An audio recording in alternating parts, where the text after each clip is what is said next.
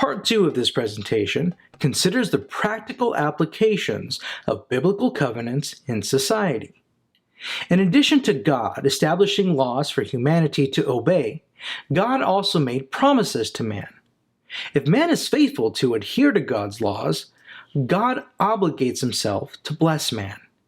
If man is disobedient, God will execute his judgment. This reciprocity is established within the covenants of the Bible. Covenants, contracts, are by nature reciprocal, whereby two parties agree to certain terms, of which there are consequences for breaching those terms. In other words, a contract is created when promises are made between two parties, and if either one of those parties doesn't live up to those promises, there is a price to pay.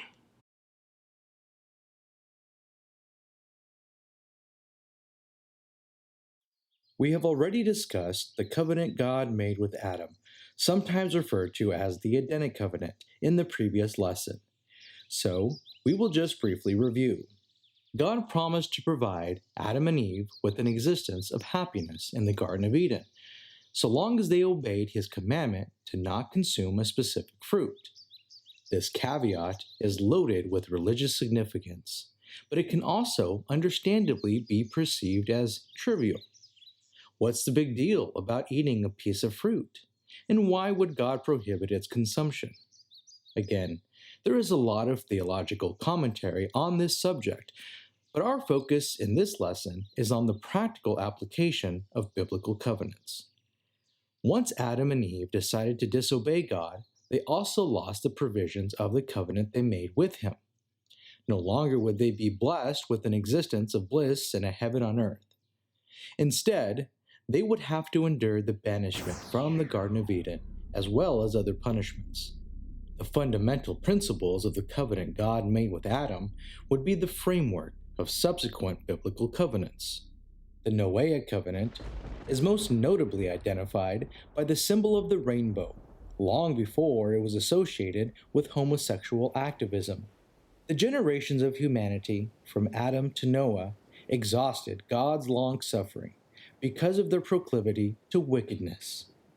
According to the Bible, God decided to essentially destroy humanity and begin anew with Noah, a righteous man. God instructed Noah to construct an ark, a boat, large enough that it would house Noah and his family along with several animals. This ark would sustain Noah and his family through a punishing deluge God would cast upon the earth. Noah was faithful and obedient. The story of a global flood is found in the mythoi of many ancient societies. That could mean that the Bible's account of Noah's flood is simply copying a story that may have already existed. Conversely, it could actually give credence to a global flood being a historical fact, and the Bible being the authoritative narrative of this global event. Noah put the will of God before his own desires. When the hearts of men were corrupt, Noah was righteous. According to the Genesis account, God recognized Noah's obedience to build his ark, as well as Noah's faith in him to be sustained through the flood. As a result, God made a covenant with Noah. He promised to never destroy the earth with water again. No matter how much rain fell on the earth, it would eventually subside, and it would produce a rainbow. Thus, the rainbow is supposed to be a remembrance of God's covenant with Noah, a reward of Noah's faithfulness. Unfortunately, God also understood that mankind was still prone to disobedience, and that the descendants of Noah would succumb to evil inclinations. This is why Rabbinical Judaism believes the 7 laws of Noah were either clearly established or inferred in the book of Genesis, and that they were intended to provide the framework for order within a society. Traditionally, adherence to these laws defined a righteous life before the Mosaic Covenant was established. Today, Rabbinical Judaism still defines a righteous Gentile outside the Mosaic Covenant if he adheres to the 7 laws of Noah. The Abrahamic Covenant began to establish more detailed contractual stipulations than previous covenants, in order to provide harmony between God and humanity itself. Honoring his promise to not flood the earth again, God decided to distinguish a specific group of people and gift them a defined region of land. If the rest of the world chose to worship idols, God would set apart a nation, which was intended to essentially be his liaison to the rest of a hedonistic world. Although he was not perfect, Abraham was committed to obeying the one true God. So God designated Abraham the patriarch of his distinguished people. Abraham's faithfulness was famously demonstrated when he was willing to sacrifice his own son, Isaac, at the command of God. Thankfully, Isaac was spared. Like Noah, Abraham prioritized the will of God over his own desire, even over the love of his own child. Abraham's test of faith also has extremely deep theological applications. But again, we are focusing on the practical applications of the Abrahamic Covenant. As part of his contract with God, Abraham was instructed to circumcise himself, as well as every male member of his community. This may sound primitive, but it was a very effective way of demonstrating a commitment of adhering to a contract made with God. This was akin to a signet, or a king's wax seal on a document, or more contemporarily, a signature on a contract. However, circumcision was the undeniable act of man honoring his promise to God. Because of Abraham's faithfulness to serve the one true God, God promised to distinguish a people from the descendants of Abraham, his son Isaac, and the 12 tribes of his grandson Jacob, or Israel. Their nation would stretch from the western waters of the Nile River to the eastern waters of the Euphrates River. Unlike the covenants God made with Adam and Noah that were applicable to all of humanity throughout the world, the parameters of the Abrahamic Covenant were established exclusively with Abraham's descendants. However, God did extend a portion of the Abrahamic Covenant to the rest of the world when he promised, "I will bless those who bless you, and curse him that curses you. And all the families of the earth shall bless themselves by you." This edict is at the core of how conservatives formulate our worldview regarding the current conflict in the Middle East, as well as part of our own domestic national interests. Politically conservative Jews base their right to exist, as well as their legal right to the land of Israel, on the Abrahamic Covenant.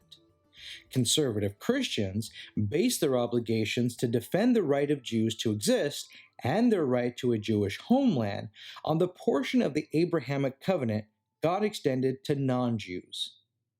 One quick distinction we should make is that conservative Judaism is quite different than the political philosophy of conservatism. Politically conservative Jews tend to be more religiously orthodox, whereas Jews who practice conservative Judaism actually tend to be more politically liberal. The Mosaic Covenant is the most recognizable to contemporary contracts.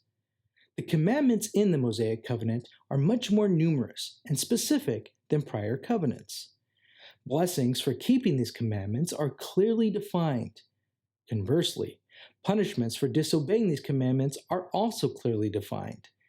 Refer to Deuteronomy chapter 28 for proof texts. In addition to the famous 10 Commandments, the Levitical commandments are often included within the Mosaic Covenant, although some people consider them a separate covenant. The Mosaic Covenant established various punishments for murder dependent on the severity of the murder, i.e., manslaughter versus premeditated murder. It prescribed reparations for different types of theft.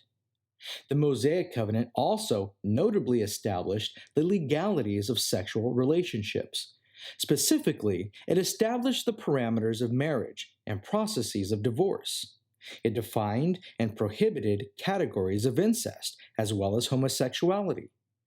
The Mosaic Covenant has greatly contributed to how Western societies have studied and implemented contract law throughout history. It has developed contemporary legal concepts such as damages and precedent.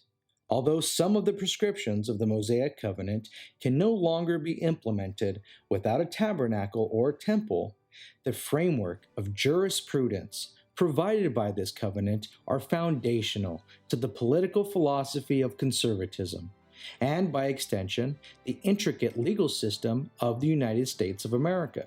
That's why it's no surprise that a marble relief of Moses overlooks the gallery doors of the House Chamber in the U.S. Capitol. The Davidic Covenant is in many ways a continuation of the Abrahamic Covenant, but it deserves a brief consideration. The Davidic Covenant demonstrated God's faithfulness to keep his promise of establishing a people of his own, which would rule over the land he intended. Long after Abraham died, the Bible records King David as one of his descendants, who reigned over a sovereign Israel. As a young man, the shepherd David famously demonstrated his faith in God by courageously challenging the Philistine Goliath, who was much larger and a much more experienced warrior. In addition to God keeping his promise to distinguish a people, he also made a covenant with David to usher in the Messiah through David's line of descendants. David's son, Solomon, would be part of that genealogy, and he would also commission the first construction of God's holy temple in Jerusalem. Finally, Christians believe Christ was the culmination of all previous biblical covenants. Do not think I came to abolish the law, but to fulfill. You have heard that the ancients were told, "You shall not commit murder, and whoever commits murder shall be liable to the court." But I say to you that everyone who is angry with his brother shall be guilty before the court. You have heard that it was said, "You shall not commit adultery." But I say to you that everyone who looks at a woman with lust for her has already committed adultery with her in his heart. These are just some of Christ's teachings, which he gave as part of his famous Sermon on the Mount found in Matthew chapter 5. Christ was asked in all three synoptic gospels of which was the greatest commandment. He responded, "Hear, O Israel, the Lord our God is one Lord, and you shall love the Lord your God with all your heart, and with all your soul, and with all your mind, and with all your strength. The second is this, you shall love your neighbor as yourself. There is no other commandment greater than these." Although the actual covenant of Christ is the gospel of atonement and salvation, he also laid out many core tenets of civility and morality. The Apostle Paul reinforced the teachings of Christ, and he also contributed influential insights regarding these teachings. Subsequent to the Gospels of Matthew, Mark, Luke, and John, Paul's writings make up the bulk of the New Testament, and they provided the earliest Christians a framework for governing their communities. In the final video of this presentation, we will briefly consider the influence of biblical precedent throughout the Western world in the Common Era.